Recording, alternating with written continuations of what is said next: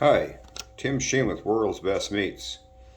Have a little checklist here, a few questions on why and how we got into business. And the one of the first questions was, "Is this my dream job or career?"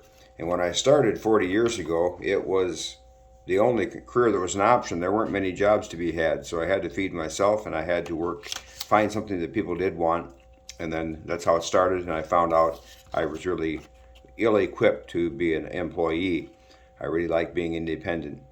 And so that's kind of how it happened. We did some crowdsourcing to get started. First, we started in the construction business, ag fencing, and we did that for 15 years. And then we bought our first meat packing plant.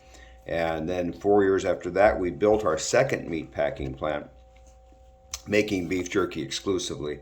And we've been doing that for the last, so 98, so the last 24 years.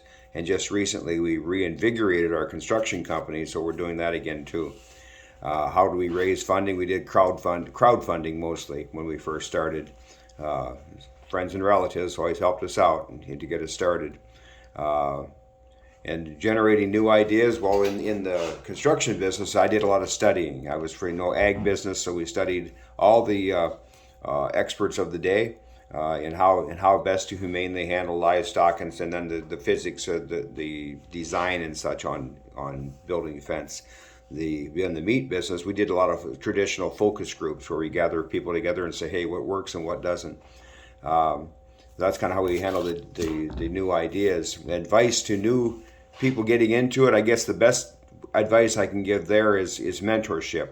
Any weakness we ever had was specifically because we didn't have good mentorship. Some of the lessons we simply had to learn on our own, but also there's a lot of good mentors out there in almost every field who, if you look around, would be glad to just share their wisdom because they have no reason not to. What motivates me? I like the idea of is also related to what's the most satisfying part of the job, both in our meat business and in our construction business. At the end of the day, the customer has to be really, really happy, and we accomplish that more often than not. Uh, the hardest part, well, you're your own boss, and so sometimes you simply have to go when if you had a job, maybe you'd call in sick because you just don't feel that well. But when you're your own boss, you got to go, and that part's hard sometimes. Or so the job has to be done when there's a party or a birthday party or something like that.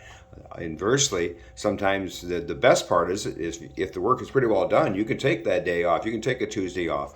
Yeah, when if you have a job, you can't. Sometimes it works both ways.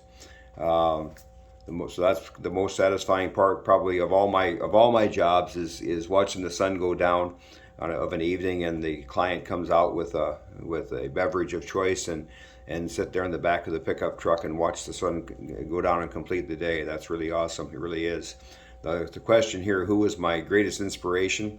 Probably the people who came before me, because we're in what I feel a generation of ease, as opposed to the people who had to do it genuinely the hard way. My parents' age and their parents' age, coming out what they call the greatest generation. Compared to what we have to do today, they work so hard, and so I find that really inspiring. A way for me to say, I will never work a day in my life.